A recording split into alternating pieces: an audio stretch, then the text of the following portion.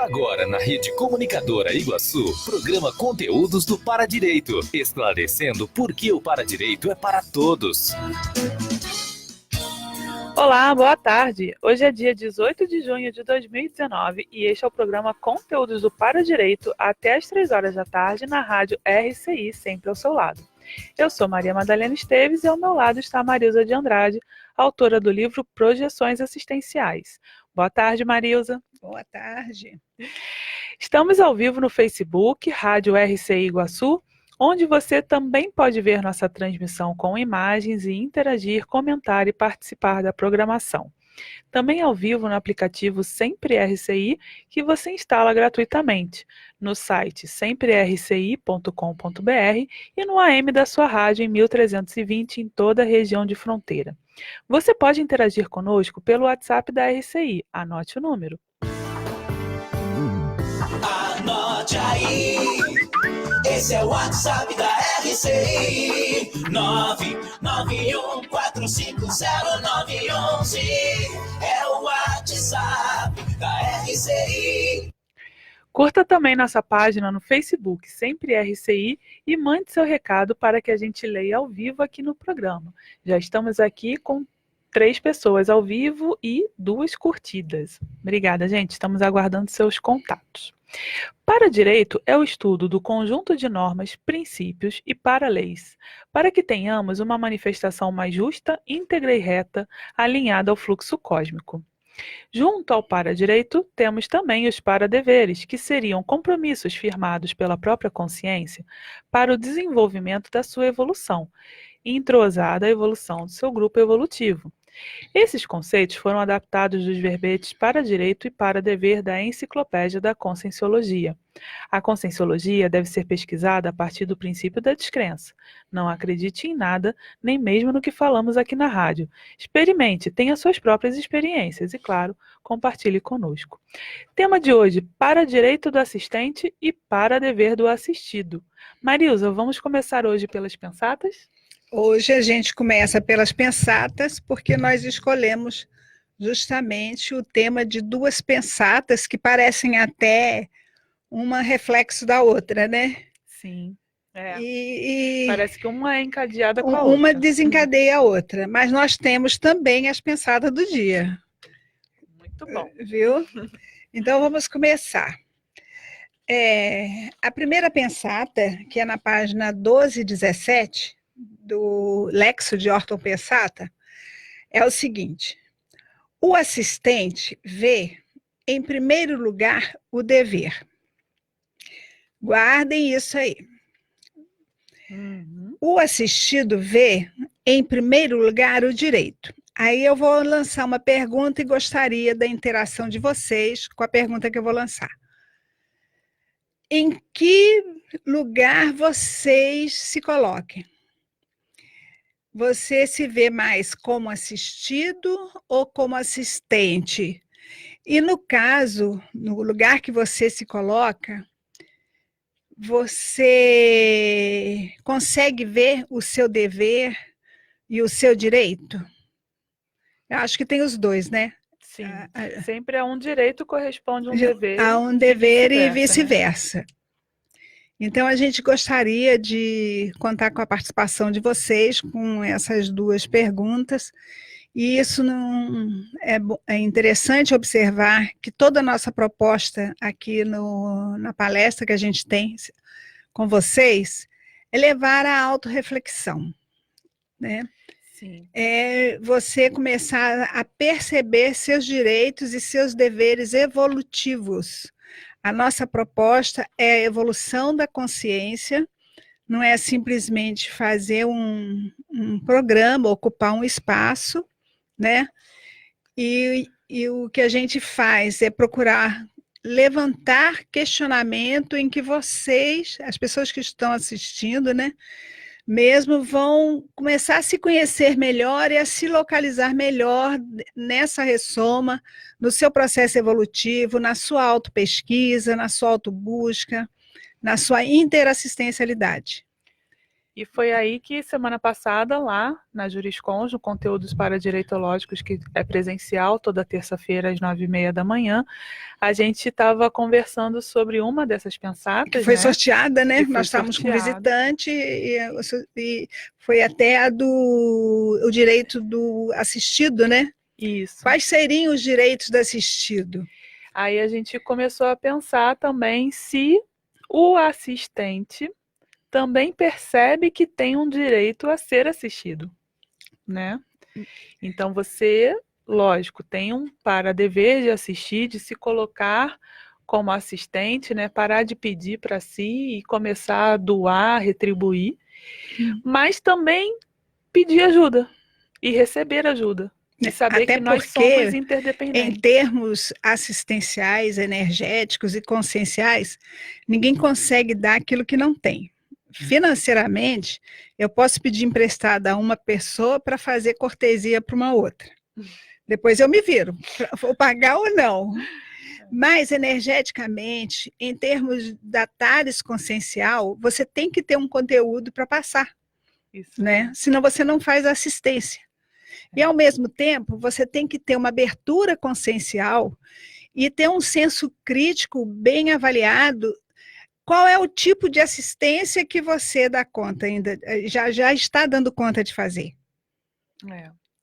Lembrando que a gente usa aqui a TARES, a tarefa do esclarecimento. A tarefa do esclarecimento. Que seria então, a gente passo trabalha além, num outro nível que outras instituições aí fora, né? seria uma tarefa além da consolação, É. né? Então, por exemplo, é interessante que nós programamos, eu falei assim, ó, isso vai dar um ótimo programa, vai ajudar muitas pessoas a se situarem. E hoje acabou, né, as visitas que a gente teve lá, os participantes do Conteúdos, hoje acabou a gente caindo nessa questão, na responsabilidade do assistido, porque não é porque uma pessoa está em determinado momento, uma consciência multidimensional, multiexistencial, de repente ela vem e se encontra aqui na condição de consciência no momento crítico da vida. Então, ela vai e recebe assistência, quer que seja de uma outra consciência ou dos amparadores, ela tem um para-dever com essa assistência que ela está recebendo, sim. Pelo menos eu entendo isso. A partir do momento que ela se sente aprumada, já está no momento dela abrir mão, né, não ficar na dependência da assistência, nem sobrecarregar a assistência. Começa com a gratidão pelo fato de tentar ao máximo potencializar aquilo que ela recebe, para tão logo ela poder parar de pedir, né? Então, aproveitar aquela oportunidade para fazer daquilo... Não é nem tanto parar de pedir, é não ter mais aquela necessidade. A necessidade. Né? A necessidade, ela se sentir suprida. Esse suprimento pode ser de forma energética, de forma de um aconselhamento, uma palavra ou outra, que vai lhe dar um feedback em que ela resolve o problema dela. É muito importante o assistido saber que quem vai resolver o problema é ele. A própria pessoa. A assistência é a própria consciência. A assistência vai dar um suporte. Sim. Quer seja através de uma consciência com uma palavra esclarecedora, uma palavra que vá colocá-la em xeque e ela começa a refletir, né, através da autorreflexão dela, e que aí pode ser, ela encaminha para resolver aquela situação, uma luz no fundo do túnel dessa forma. Isso é a TARES, entendeu? O que o assistido, no meu entender, no momento, nesse meu momento evolutivo, é que o assistido não pode se permitir ficar no berço esplêndido de cuidadinho, entendeu? Ah, não, eu sou infeliz, eu estou precisando. Porque isso também é cultivado pela nossa cultura. Aí né? nós entramos na autocorrupção. A pessoa precisa, reconhece que precisa, que eu acho que é um ato de inteligência, né? Eu acabei até de comentar isso com uma pessoa agora, assim, ó, eu considero que procurar uma ajuda para um problema que você não sabe resolver, isso é um ato de inteligência. Sim. Se meu carro tem problemas, eu não entendo nada de mecânica, eu vou procurar um mecânico, um eletricista, um borracheiro. É mais inteligente É do que mais se aventurar, inteligente né? do que ficar querendo cutucar o carro. É, E assim vai os nossos dilemas conscienciais também. sim. Se você não está dando conta dos seus conflitos intraconscienciais, um bate-papo, às vezes, com um amigo, por acaso, resolve você. Ah, fulano falou isso. Sim. Ah, Se então é abrir as assim. ideias, Se né? abrir as ideias, né, antes de mais nada. A Carol está comentando aqui, ó. Interessante observar a diferença entre ser assistente, Carol Bicalho, entre ser assistente e ou assistido no caminho evolutivo. Faço cotejo com o que o professor Valdo escreveu, que um pré-requisito do conscienciólogo é o estudo do paradireito. É isso Exatamente, mesmo. Carol. O paradireito, ele vem muito dentro do que a professora Malu Balona já expôs em verbetes e tertúlias, né?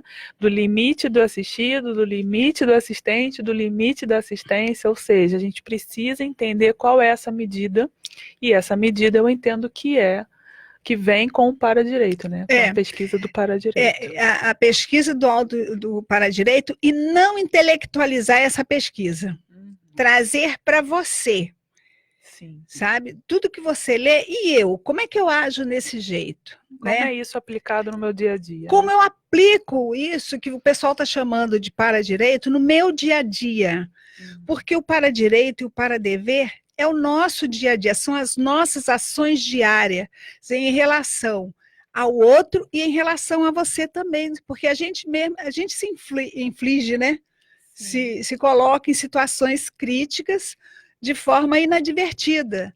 Então, o paradireito é para todos, inclusive para mim também. Por isso que a gente veio aqui para a rádio falar isso para as pessoas, né, Marilza?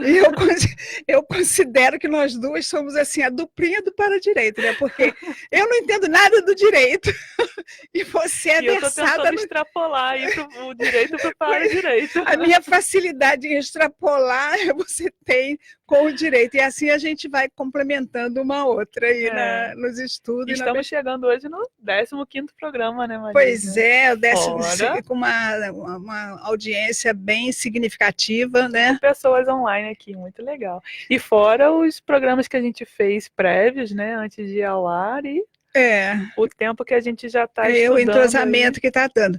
E é interessante, agora eu vou fazer igual o pessoal do YouTube, dá um like pra gente. Diga de onde você fala, de onde você nos assiste. Pelo menos um like para marcar, porque essa semana várias pessoas, na segunda-feira eu fui aí num lugar, e várias pessoas vieram falar comigo. Sim. Ah, você lançou outro livro. Ah, como é que vai ser o programa de amanhã? Aí não sei o quê. Aí eu falei assim, mas você assiste o programa? Assisto todos. Eu também, de vez em quando, me surpreendo com algum comentário assim, que eu nem imagino que a pessoa está assistindo. Em homenagem, vamos soltar a vinheta do WhatsApp de novo? Tá no nosso tempo. Então tá bom, depois a gente continua.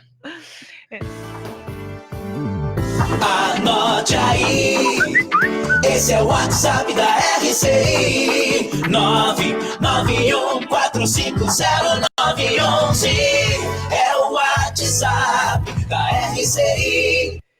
Então, esse é o programa Conteúdos do Paradireito, ao vivo até as 3 horas da tarde. Estamos conversando aqui, eu, Maria Madalena, e a Marilza de Andrade, sobre o tema Paradireito do Assistente e Paradever do Assistido. Vamos a um rápido intervalo e voltamos na sequência. Estamos apresentando o programa Conteúdos do Paradireito. Agora na RCI, Minuto Saúde, com o Dr. Eduardo Martins, cardiologista.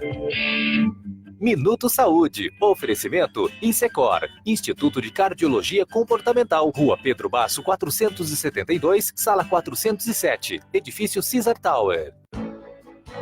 Olá, amigo da RCI. Hoje nós vamos conversar sobre uma especialidade pouco conhecida das pessoas, a axiologia, com X. Mas por que estamos falando deste ramo da filosofia aqui no Minuto Saúde? Por um motivo muito simples. A axiologia é o ramo da filosofia que estuda os valores. Para mudar nossos hábitos, nós precisamos entender quais são os nossos valores. Por exemplo, se uma pessoa está com uma dívida no banco, ela pensa, preciso trabalhar muito. Nesses momentos, normalmente, o maior valor da pessoa torna-se o financeiro.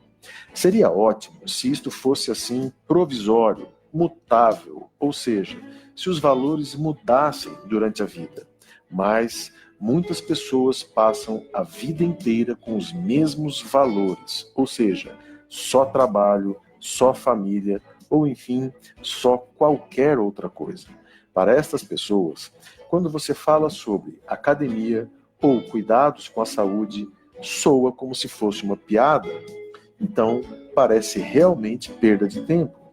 Imagine você agora, pai ou mãe de uma família de 4 filhos em dificuldade financeira, e alguém vem dizer para você que é preciso fazer atividades físicas 4 vezes por semana, academia, cuidar da alimentação, etc, etc, etc. Sim, ok. Mas mesmo nas maiores dificuldades da vida, o ideal é nós não esquecermos de nós mesmos.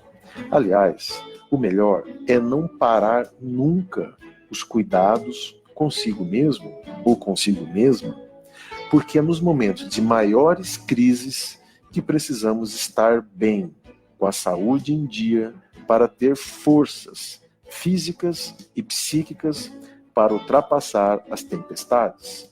Então, uma coisa muito bacana que todos nós podemos fazer é listar os nossos valores. E toda vez que o seu médico lhe sugerir alguma mudança de hábito que para você parece impossível, questione as suas convicções. Elas podem estar te passando a perna. E lembre-se, os valores podem estar ocultos para nós. Às vezes, nós não sabemos exatamente do que gostamos, apenas do que nós não queremos. Os valores podem nos colocar em grandes problemas, como, por exemplo, a socialite, que sem condições financeiras não consegue, em hipótese alguma, comprar uma roupa mais barata. Ou o empresário estressado que não admite cuidar de si, apenas do universo business ao seu redor. Então é isso, fica a dica. Quais são os seus valores pessoais? Você ouviu na RCI Minuto Saúde. Minuto Saúde. Oferecimento Insecor, Instituto de Cardiologia Comportamental, Rua Pedro Basso 472, Sala 407, Edifício Caesar Tower. Voltamos a apresentar programa Conteúdos do Paradireito. Estamos de volta com o programa Conteúdos do Paradireito, ao vivo até as 3 horas da tarde. Eu sou Maria Madalena e ao meu lado Marilza de Andrade com o tema Para Direito do Assistente, para Dever do Assistido. E já temos aqui uma mensagem da Márcia Ram, a nova coordenadora da Juriscom. Sim, parabéns, Márcia. Muito bom ter a Márcia de volta, temos certeza que ela vai fazer um excelente trabalho. E a equipe que se formou também é excelente, né? Cada um fez a opção que quis. Novos coordenadores, a IC está de cara nova, né? Isso. E todo mundo bastante entrosado. E agora, alguém do direito na coordenação geral. Muito obrigada pela participação, Márcia. Então, Marilza, a gente estava falando da importância do paradireito, do estudo do paradireito na nossa evolução, né? O estudo, a pesquisa e trazer para a autovivência. Da gente não ficar idealizando muito, pensando muito num futuro estado mundial cosmoético, né? Mas sim trazer para a nossa realidade nas nossas pequenas demandas do dia a dia, ou grandes demandas, né?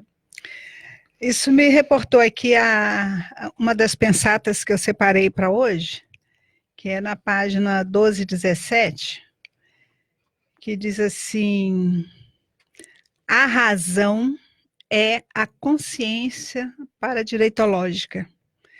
Quer dizer, eu entendi assim que você começar a estudar o paradireito já começa a mostrar que você já está agindo mais de mental soma, né? Está sendo mais racional dentro dos estudos, está ficando com mais lógica, né? Mais ética, né? Mais clareza mental. E eu sempre falo também que, pelo menos para mim, estudar o Paradireito, participar lá dentro da IC com vocês todos lá, me ajudou a fazer a cosmovisão, iniciar uma cosmovisão de qualquer assunto, né? Eu acho que hoje eu, por exemplo, vivo mais a multidimensionalidade aqui, dentro dessa dimensão, do que vivia há uns tempos atrás. Para mim, não tem como você estudar o Paradireito, Paradever, a Paradiplomacia, sem você extrapolar o seu cotidiano. E a diferença disso tudo é que você faz isso tudo aqui na condição de consim. E tem uma condição assim interessante de observar que normalmente o desafio do Paradireito tem a ver com as relações de poder, né? Ou com o exercício do poder nas relações. Também. E o desafio é a gente estar exercitando isso com os nossos colegas que pesquisam Paradireito também, que estão no mesmo desafio, né? Uma coisa que eu considero um dos desafios do Paradireito da paradireitologia no geral, né? Porque aí o paradireito é um tema dentro da paradireitologia que engloba o estudo do paradireito, da parapolítica, do paradever, da cosmoética, da paradiplomacia. Então tem uma série de outros assuntos, né? Está lá na definologia do verbete, né? Que está lá na definologia. Então, por exemplo, o que eu vejo, uma dificuldade das pessoas aqui é a questão da ética. E trazendo aqui para as nossas duas pensadas de hoje, a ética do assistido, né? E a ética do assistente, né? O assistente, para ele ser realmente um assistente, ele tem que ter uma ética, um critério muito grande, porque ele não pode falhar com o seu assistido. Mas ele também não pode fazer com que a assistência dele torne o assistido um dependente dele. Dificultar a assunção do paradever, da responsabilidade pelo assistido. Do assistido. Porque para puxar para baixo tem muita gente, né, Marilda? Então a gente e querer manietar as pessoas, o títer, né? Manietar os outros. Não, só eu que posso, né? Sonegar informação, sonegar um exercício, uma informação de uma dinâmica gratuita, né? No caso de pessoas financeiras, nós temos quase 30 atividades gratuitas dentro da CCCI. Eu vi lá a sua defesa do verbete, do usufruto. Então, o usufruto da gratuidade que existe dentro da CCCI. Então, muita gente que está nessa questão financeira dentro da CCCI, e outras pessoas que querem começar também, né? Uhum. Tem os livros gratuitos que estão para download. Isso tudo é assistência que se faz. Quando você indica, você, eu queria ler alguma coisa da Conscienciologia. Entra no YouTube, vai lá, põe só Conscienciologia, porque às vezes você está conversando com a pessoa, ela não tem nem onde anotar. Uhum. Então, isso tudo é forma de assistência. Não, espera, porque eu vou falar com você, eu vou fazer alguma coisa. Eu vou. Não, passa logo a informação, deixa que a pessoa se vire. E vai no limite da pessoa, que vai acessar quando ela quiser, que vai assistir o quanto ela quiser. Né? Eu fiquei muito gratificada, eu cheguei a comentar com você, não sei se foi com você, não, foi com a outra pessoa. Eu fui procurada depois do verbete da gratuidade tarística, eu fui procurada por 2 pessoas de Garanhuns, interior de Pernambuco. Falei, né? Foi comigo. E querendo falar, professora, não sei o que. Eu vi seu verbete. Depois ela está interessada, a gente só assiste as terturas. Não, você pode baixar, vai aí. Nós já baixamos. Então, as pessoas de ouviram o verbete conseguiram baixar lá no interior de Pernambuco os livros da Conscienciologia. Isso foi muito gratificante para mim. Está na página da Editares, né, Maria? E está na página da Editares. Né? E se botar Conscienciologia, livros gratuitos, também sai. Tem vários caminhos que te levam... Sim, até no Google Books tem o Autocura pela Reconciliação. Tem vários. Então, veja só, o assistente, ele tem que ter uma ética que ainda não chegou na cosmoética, viu, gente? É o mínimo, né, É Marilza? um senso crítico que eu vou pedir a vocês, é que não classifique de cosmoética aquilo que é apenas ética ou educação. Tem coisas que são educações de berço que o ser humano recebe. Sim. Aí a pessoa, para poder se sentir um pouco melhor, né? É a relação do É a exercício relação do do poder, nas né? relações, né? Não, eu fui cosmoético. Se eu tivesse sido cosmoético em alguma coisa, eu não estaria falando. Em É primeiro verdade, lugar. né? Lembrar Não que o precisava nem serenismo dizer. pressupõe o anonimato, né, Se Marilza? pegou no anonimato, você não vai ficar anunciando. Então, faça uma classificação de 1 a 10, por exemplo. Eu adoro dar assim essas coisas. A gente trabalhou como terapeuta, dá uns para casa aí. O seu valor, o valor que você dá à ética, de 1 a 10. Fazer isso é tanto, fazer aquilo é tanto. E se analisa no dia a dia como é que você está dentro da ética mundana.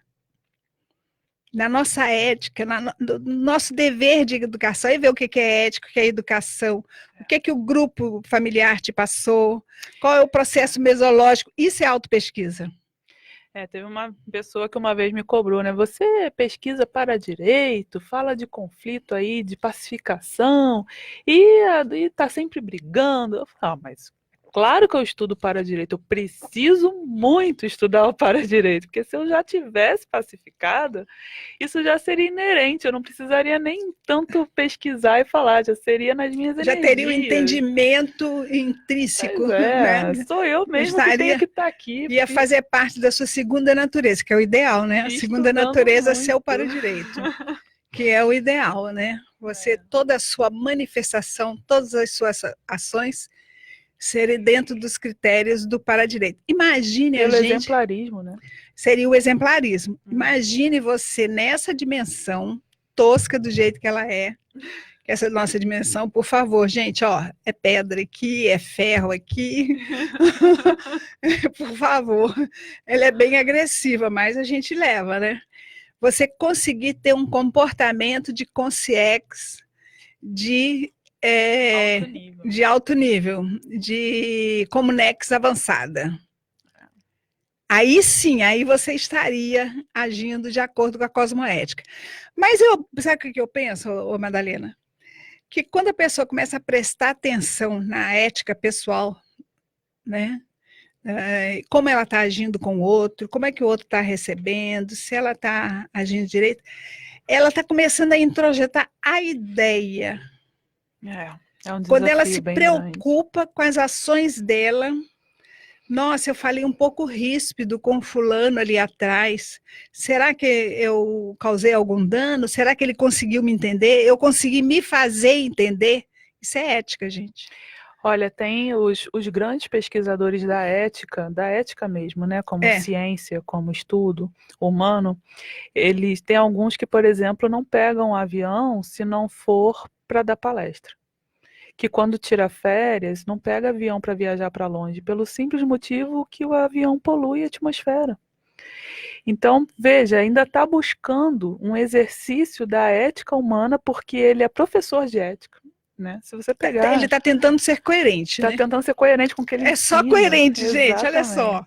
Se a gente for ampliar isso, imagine uma comunex evoluída, né? Como o pessoal de lá vai pensar. Né? Por exemplo, Kant, né, com a ideia dele de universalização. Tudo bem que Kant era um cara que mal saía de casa, mas tudo bem. Talvez isso fizesse parte da tentativa dele de ser coerente, né? Ele queria errar o mínimo possível porque ele era um cara que escrevia sobre ética. Eu acho o Kant fenomenal, né? Eu acho que ele começou a colocar quando ele coloca que você não pode ser feliz pela desgraça do outro, o outro precisou de você, está numa situação crítica. E você atender a necessidade de vida do outro não pode te causar alegria. Eu acho o máximo isso. Você não se sentir superior. Você não pode ter alegria na desgraça do outro. Na verdade é essa. Isso ele fala muito claro. E essa coisa de se autoafirmar cosmoético seria isso, né? Seria uma tentativa de mostrar uma conduta moral em cima de um problema alheio, talvez. Né? pode entrar nisso aí. Então, eu acho isso muito sério. Por isso que o assistente, né, como diz o dever, o direito, o assistente, ele vê o dever. Esse para-dever não pode ser poluído por processo egóico. Veja só, o intermissivista, ele tem o para-dever de assistir. Ele tem o para-dever de aceitar a assistência quando necessário. Isso aí. Que seria um para-direito à assistência. Que seria um para-direito, mas é um para-dever. Se ele não se sente em condições, é um dever que ele tem, é um dever evolutivo, é um para-dever evolutivo. Uma vez que ele reconheceu a necessidade da assistência, ele aceitar essa assistência. Porque às vezes o orgulho não deixa, né? O orgulho não deixa, a prepotência não deixa. É complicado, né? Por isso que nós trouxemos isso aqui hoje.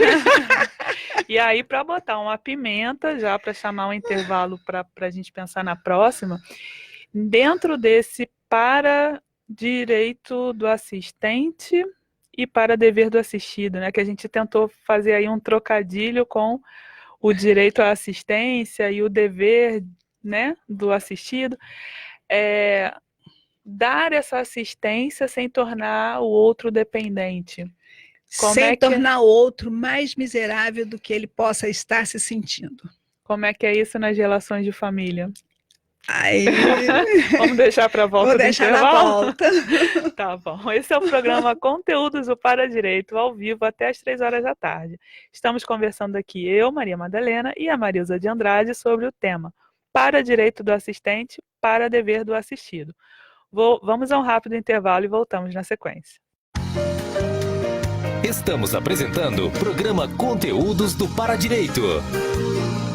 14h37. Colher cana sem queimar a plantação. É fogo. Procurar um cinzeiro toda vez que você fuma, fogo. Festa junina sem balão, é fogo também, né? Mas ficar sem luz em casa, isso sim é fogo. Nunca faça queimadas, fogueiras, nem jogue lixo perto das linhas de transmissão de energia. O fogo pode causar danos e você fica no escuro. Uma campanha da Copel, Pura Energia, Governo do Paraná. Sabe por que Foz virou a página e investiu mais de 80 milhões na saúde? Para Fernandinha fazer fisioterapia, para Mônica fazer seu pré-natal e ver seu filho nascer saudável. E para o Carlinhos, que é autista, ser atendido no SER 4. Ele e mais 2.500 pacientes todos os meses. É por causa deles que a prefeitura botou a casa em ordem e virou a página na saúde. É isso, dona Cândida? O que foi feito até agora já valeu muito a pena. Foz virou a página e segue em frente. O Restaurante Pandeiro está aberto ao público para o café da manhã, almoço e jantar, apresentando o melhor da gastronomia brasileira e internacional, com serviço à la carte em um ambiente moderno e agradável. Conheça o nosso novo cardápio e aproveite a promoção de almoço, apenas R$ 29,00 o prato. Estamos no Babu Interludium, Rua da Cosmoética 1761, no bairro Cognópolis. Reservas ou informações pelo 3132-2000.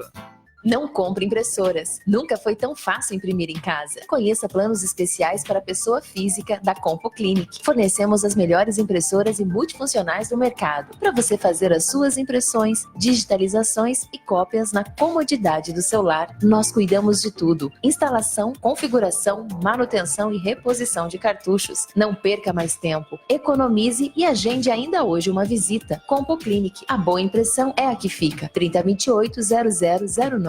More bem no melhor apartamento 3 quartos de Foz do Iguaçu. Conheça o Iguaçu Premium Residence, a 5 minutos do centro da cidade, próximo ao início da Avenida Felipe Vancher, com área privativa de 74 metros quadrados, com sacada, churrasqueira, elevador, playground, espaço para academia, salão de festa e estacionamento. Tudo isso com taxa de condomínio super acessível. Apartamentos prontos, financiados pela Caixa. Visite o apartamento decorado na Rua Carijós, número 90, Jardim Tarobá. Agende sua visita pelo telefone 3523-3000 ou consulte o seu corretor. Iguaçu Premium Residence. Realização Ótima Empreendimentos.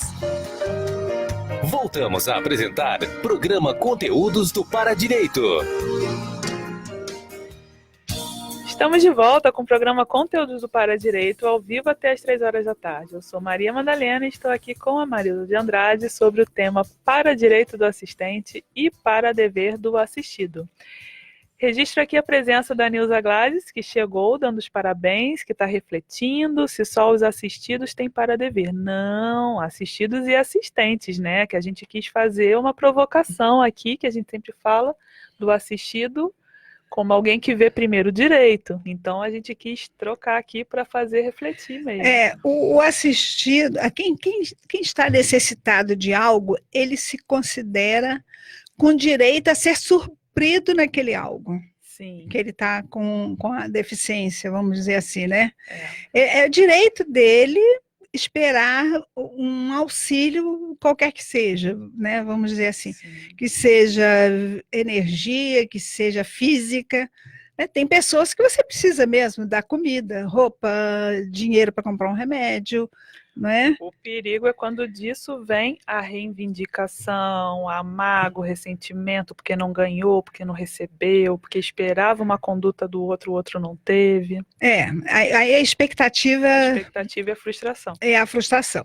Aí a gente não vai entrar nesse terreno hoje, porque aí já pertence... Ela colocou aqui um ok. Então ficou vamos entendido. de pensar. Agora, o assistido, ele tem o direito de ser assistido, mas ele também tem o para-dever de chegar ao momento certo, não, a partir de hoje não preciso mais, eu já estou até em condições de ajudar alguém. Isso é uma questão de caráter mesmo daquela consciência, que não vai explorar nem se tornar vítima dele mesmo, né? E aí passar para a retribuição, para a gratidão. Para a recomposição, às vezes até do grupo, né? E o assistente, ele tem o dever de assistir, uma vez que ele assumiu esse lugar de assistente. Mas ele também tem o direito de ser assistido até um suporte de amparo ou de uma outra pessoa, né? Há uns tempos atrás eu fui procurada, que a moça que trabalha com uma amiga minha separou do marido e precisava montar a casa. Mas você tem alguma coisa para doar? Tenho. Aí fui lá em casa, vi o que eu tinha, o que podia ser, fizemos 2 sacolões grandes, roupa de cama, travesseiro, algumas peças para cozinha. E ela foi lá em casa e pegou. Quer dizer, ela viu que precisava ajudar a moça a montar uma casa, assim, de repente, problemas conjugais que não vêm ao caso. Então, ela saiu pedindo ajuda a quem achasse que ela podia complementar a ajuda que ela queria pegar. Isso é uma questão de inteligência, de razão. Eu não vou montar a casa inteira para a pessoa, mas eu tenho amigos que podem me ajudar a montar. Isso a nível intrafísico. A gente não está falando de energia, de multiexistencialidade. Então, nós estamos aqui no intrafísico e a nossa assistência também tem que ser intrafísica, né? Antes de mais nada. Sim. Então, outra coisa, existem vários tipos de assistente. Aquela pessoa, por exemplo, uma consim, estou falando de consim, viu, gente? Que seja muito carente e vive vampirizando os outros. Vive atrás dos outros pedindo uma palavra, pedindo atenção. Ele está precisando de uma assistência permanente, mas também está precisando de um pouco de esclarecimento, né? Não é só você se predispor a que a pessoa fique, ouvir a pessoa. Ela precisa de um direcionamento. Então, é muito importante a gente começar a classificar os tipos de assistência que você tem afinidade. No Homo Sapiens Reurbanizado, nós temos uma listagem de 100 tipos de consréus. Então, o professor Valdo, muito tempo, sugeria que a gente fosse lá, daquelas 100, visse 10 que você se afinizasse mais. Dessas 10 de afinização, que você se considerasse mais afim, retirasse 5 e possivelmente aqueles 5 seriam o seu público-alvo de assistência. Interessante. Isso é uma forma de você já racionalizar, porque ele coloca aqui em cima, né, a consciência, a razão é a consciência da paradireitologia. Isso já é uma forma de você racionalizar os tipos de assistência que você está disposto, que você está apto. Eu acho que à medida que você vai selecionando, vai tendo critérios de seleção para fazer a sua listagem, né? Você também vai se identificando melhor com esse grupo, vai se afinizando e vai ver seu público-alvo assistencial. Porque também a gente não tem que assistir todo mundo, não. Tem que saber nosso limite. Tem né? que saber nosso limite de assistência, até onde vai.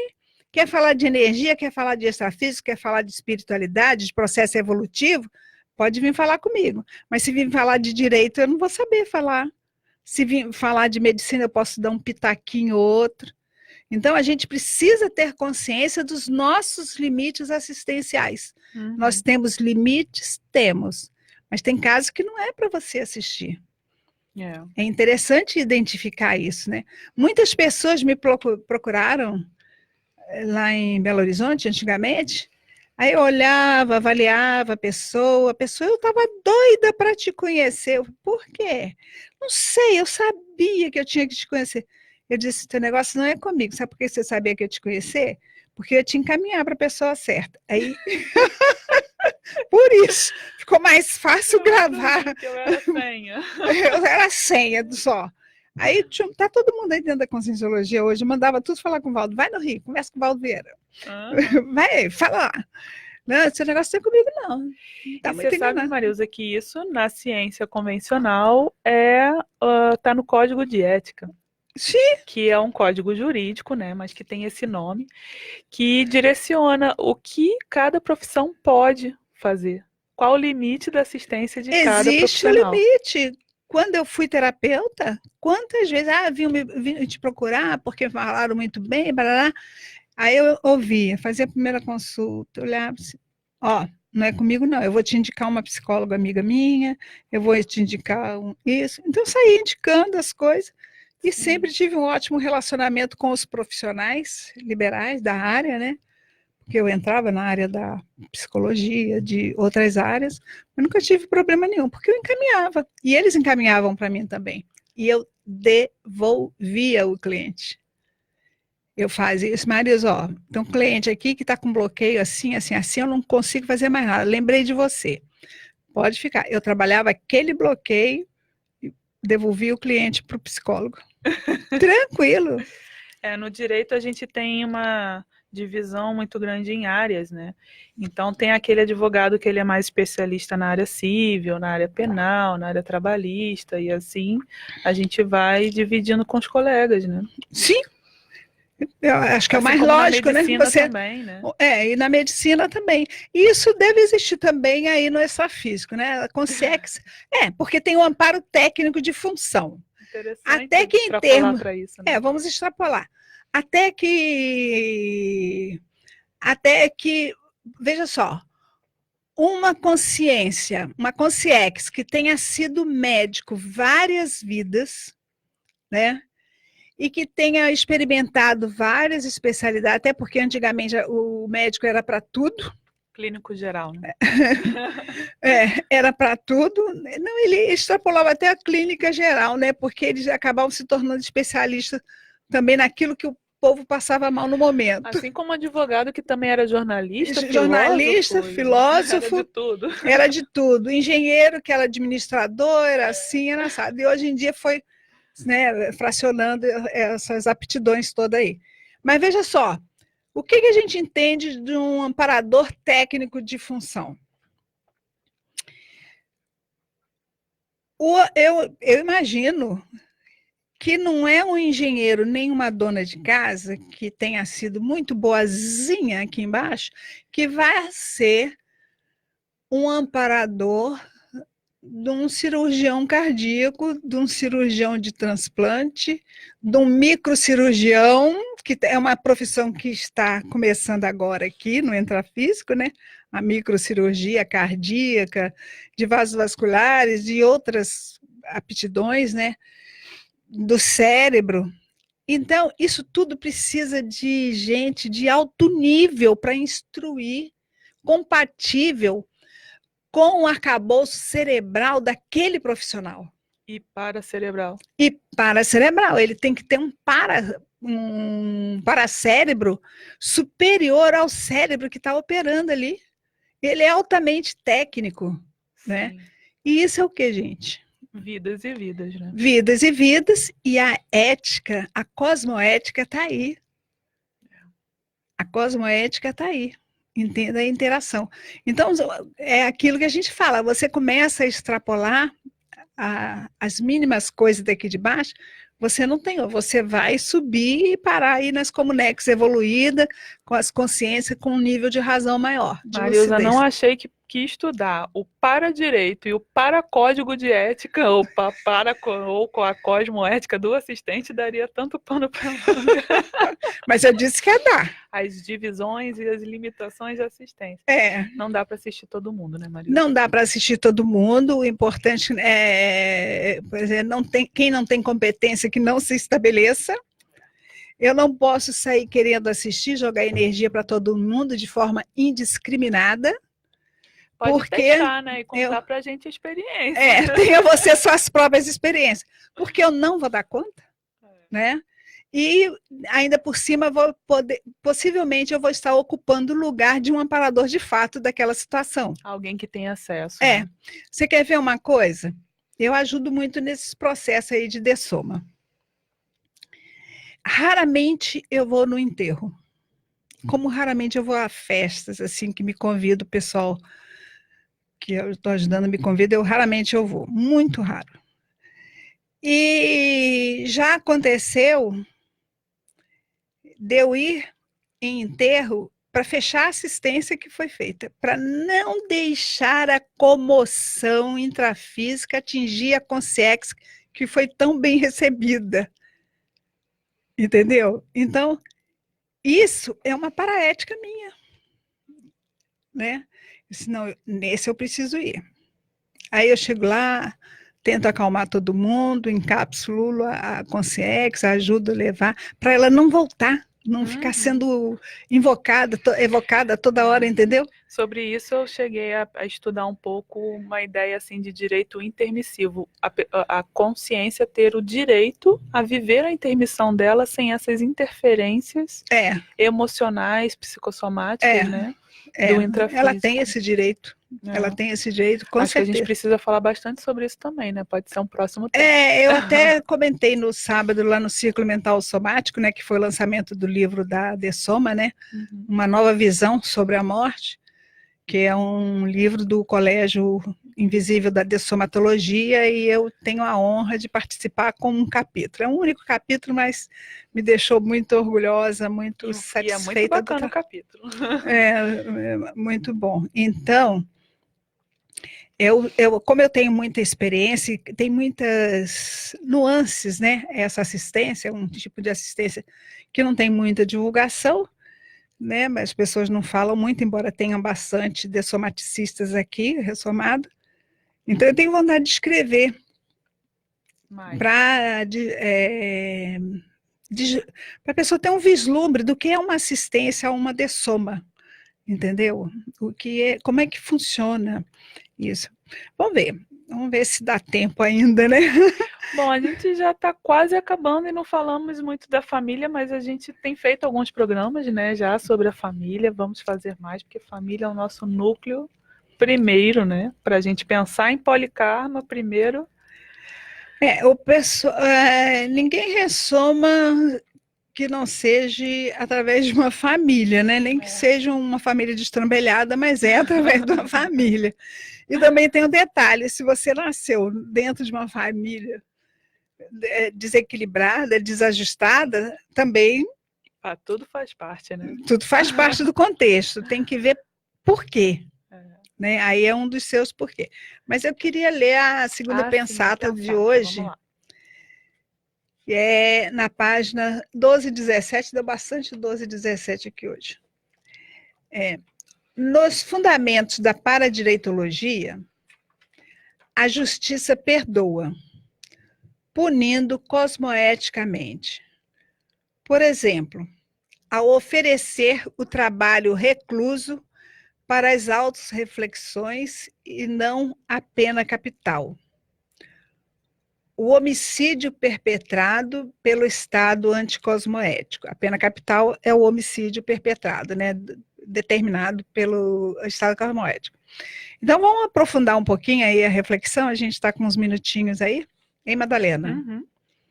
A justiça perdoa, punindo cosmoeticamente, por exemplo, ao oferecer o trabalho recluso para as reflexões e não a pena capital. A gente já trabalhou essa... Fala mais próximo. A gente já trabalhou essa... Eu puxo o microfone. A gente já trabalhou essa pensata. A gente imagine, através da reflexão, você começa a reavaliar suas ações. Sim. Você começa a reavaliar sua vida, suas ações, suas opções na vida, né? E vai chegar um momento, uma pessoa que pega 30 anos, por exemplo, de cadeia na reclusão, né?